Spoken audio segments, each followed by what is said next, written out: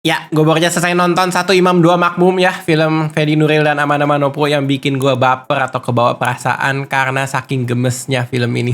Aduh, gue tuh suka ya di awal tahun dikasih film drama yang percintaannya tuh menurut gue bisa dibilang secara konflik, secara tema cukup dewasa lah gitu. Gimana seorang duda mencoba untuk move on dari istri pertamanya yang sudah almarhum, ketika bertemu dengan istri yang barunya ya, kecanggungan, terus kayaknya bisa nggak ya gue membuka hati lagi ke sosok yang baru, dan ketika terjadi drama, gimana sih cara mereka mencari solusinya bersama-sama gitu. Itu gue suka. Walaupun harus diakui ya, gue ngerasa film ini tuh dari segi menggali backstory dua karakter utamanya yang diperankan oleh Fedi Nuril dan Amanda Manopo itu ternyata tidak mengambil arah yang mengeksplor backstory itu dengan detail dan berlapis-lapis gitu. Jadi gue cukup menyayangkan di situ, sehingga gue ngerasa tuh kayak pengalaman nontonnya tuh belum sepenuhnya utuh. Oke, tapi ya pengen gue bahas lah ya di video kali ini, dan gue ajak teman-teman yang nonton video ini tuh untuk diskusi bareng-bareng. Tapi sebelum kesana, gue pengen bacain sinopsisnya terlebih dahulu. Jadi ceritanya, ada seorang duda bernama Arman yang diperankan oleh Fedi Nuril. Dia ini punya ibu yang udah sakit-sakitan. Terus ibunya tuh kayak punya feeling sebentar lagi sudah ajal. Jadi dia minta, permintaan terakhir ibunya ke Arman itu adalah dia ini harus cariin sosok ibu baru atau menjadi istri baru untuk Arman dan anaknya Arman yang bernama Yasmin ya. Nah, ibunya ini merekomendasikan Anika. Anika ini diperanin sama Amanda Manopo yang diceritain di awal film tuh sebagai pengasuh si ibunya pada saat dia sakit gitu. Ketika ibunya meninggal, Arman mencoba untuk memenuhi permintaan si ibu. Jadi dia menikah lah dengan si Anika. Ketika sudah menikah, mereka coba tinggal bersama satu rumah. Disitulah cerita film ini tuh dimulai gitu. Jadi kayak ya drama, bisa nggak ya seorang suami untuk move on, dan sesabar apa sih seorang istri yang sudah menikah dengan seorang suami baru, tapi ternyata suaminya tuh belum bisa move on dari istri pertamanya gitu. Dinamikanya tuh dieksplor di situ. Gue pengen masuk ke poin pertama yang gue suka dari film ini, jelas datang dari chemistry-nya Fedi Nuril dan Amanda Manopo. Jadi gue nggak pengen spoiler filmnya secara keseluruhan cerita seperti apa, tapi gue kasih gambaran sedikit. Film ini tuh kayak membagi ceritanya tuh ke dalam beberapa fase. Jadi pada saat fase Arman dan Anika ini canggung, baru menikahnya pun karena alasan permintaan terakhir dari si sosok ibu, tinggal satu rumah, interaksinya tuh kayak masih berjarak.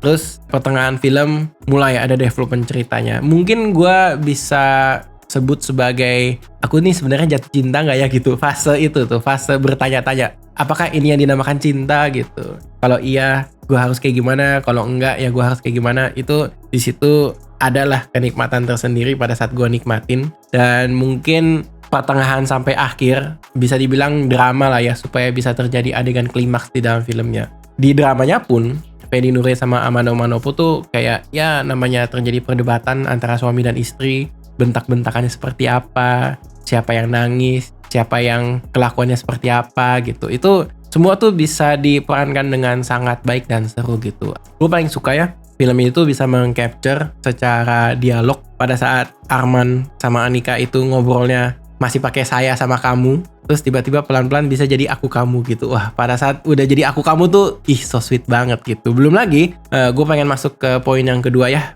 berkaitan dengan teknis. Ini gue suka banget teknis ya gitu. Teknis mungkin gue bagi jadi 3 bagian kecil. Sinematografi, ada wardrobe atau kostum, sama ada properti atau lokasi lah gitu. Jadi sinematografi, wardrobe, sama properti atau lokasi. Gue mau ngomongin soal sinematografinya terlebih dahulu. Jadi sinematografinya, ketika secara tema cerita, ini tuh percintaan dewasa lah ya. Suami yang belum bisa move on sama istri yang memang mencoba untuk mencintai suaminya tuh secara tulus. Karena karakternya ini merupakan karakter-karakter yang dewasa, pergerakan kameranya tuh didesain tuh elegan. Selain elegan, pada saat momen dramanya, nge-shotnya tuh ke wajah, bisa sampai kasih lihat gitu. Yang ini pada saat canggung, si Arman tuh kadang suka buang mata gitu dari si Anika gitu. Kayak belum bisa ngelihat si Anika gitu. Kayak bikin gue sebagai penonton tuh bingung. Ini si Arman nih buang mata dari Anika karena Anika memang secantik itu. Karena dia masih keinget-inget sama istrinya yang pertama gitu. Itu serunya di situ. Terus gue juga suka ketika kayak Fedi Nuril nih di shot, tarik nafas gitu ya, hela nafas. Terus ini kayak berkedut gitu, terus kayak ini telan ludah gitu. Itu kayak ekspresi-ekspresi kecil seperti itu tuh banyak yang ditangkap sama kameranya gitu. Jadi nggak cuman si Arman doang sih ya, tapi dari karakter Andika tuh juga ada gitu ketika dia sedih levelnya tuh yang kayak gimana itu bisa beda-beda lah gitu. Ditambah ada beberapa shot yang menurut gua tuh beauty shot ya, indah gitu. Jadi gua ngebayangin kalau ternyata adegan ini dijadiin bahan marketing oleh katakanlah produser film ini gitu, mungkin bisa di save filenya, dijadiin wallpaper di handphone atau di komputer gitu, karena secakep itu dibikin adegannya gitu. Yang paling gue ingat salah satunya ya, yang jadi favorit gue juga, ada satu adegan, gue nggak akan spoiler adegan seperti apa, tapi coba kalian bayangin Fedi Nuril di tengah nih, terus ini ada frame-nya, terus di luar dari frame ada frame lagi gitu, jadi frame-nya tuh lebih dari satu. Terus begitu kameranya dimainin, fokusnya tuh pindahnya jadi cakep gitu. Set. Nah, adegannya itu secara emosi tuh lagi campur aduk. Tapi secara visual, mata tuh jadi kayak wah, eargasm lagi, eyegasm gitu, kayak ih, bisa ya dibikin adegannya bergeraknya seperti ini gitu. Itu gua suka gitu. Oke, nah terus berkaitan dengan wardrobe ya. Coba nanti kalian perhatiin pilihan-pilihan warna wardrobe-nya gitu antara si Arman sama Andika. Itu bisa gue bilang berkaitan dengan pilihan-pilihan warna yang terdevelop lah gitu. Jadi cerah, gelap, terus kayak in between pada saat mereka udah mulai terdevelop nih antara satu sama lain. Begitu masuk ke dramanya juga ya fashion is a statement gitu sih jadinya menurut gua. Ditambah karakter-karakter pendukung lainnya ya gitu. Jadi kayak pilihan-pilihan warnanya juga seru gitu. Dan termasuk properti atau lokasi ya gitu. Jadi si Arman ini diceritain sebagai seorang arsitek. Sudah pasti dong rumahnya harus bagus juga gitu. Rumahnya bagus. Kayak pilihan-pilihan benda-benda di dalam ruangannya pun juga diperhatiin matang-matang gitu. Jadi ya cermin misalkan permainan angle kamera nge-shot di mana si Andika lagi duduk tapi wajahnya ketangkep di cermin gitu. Itu banyak detail-detail seperti itu yang gua rasa menyenangkan lah di mata gua gitu. Gue pengen masuk ke poin ketiga yang gua suka dari film ini, juga jelas datang dari audionya, yaitu scoring.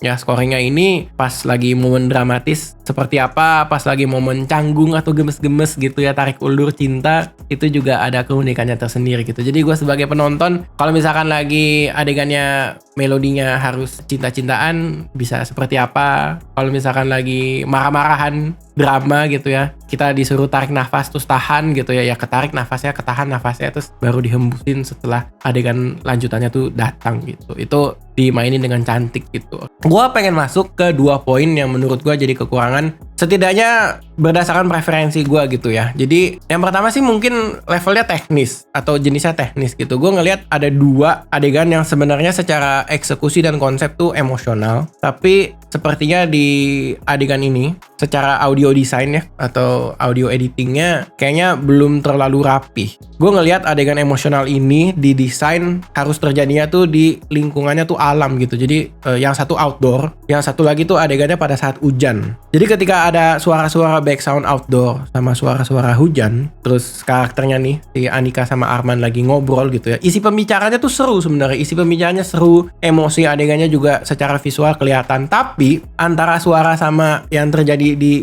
layar tuh kayaknya belum kecampur dengan baik gitu. Jadi gue bilang proses pencampurannya sih yang belum baik ya. Kalau misalkan ngelihat ekspresi wajahnya oke, ngelihat intonasi obrolannya juga menarik gitu. Tapi ya belum belum sempurna lah gue bilang. Itu sih itu satu yang gue rasanya jadi sifatnya teknis. Tapi sebenarnya yang ini minor menurut gue gitu. Jadi kayak kembali lagi ke preferensi masing-masing.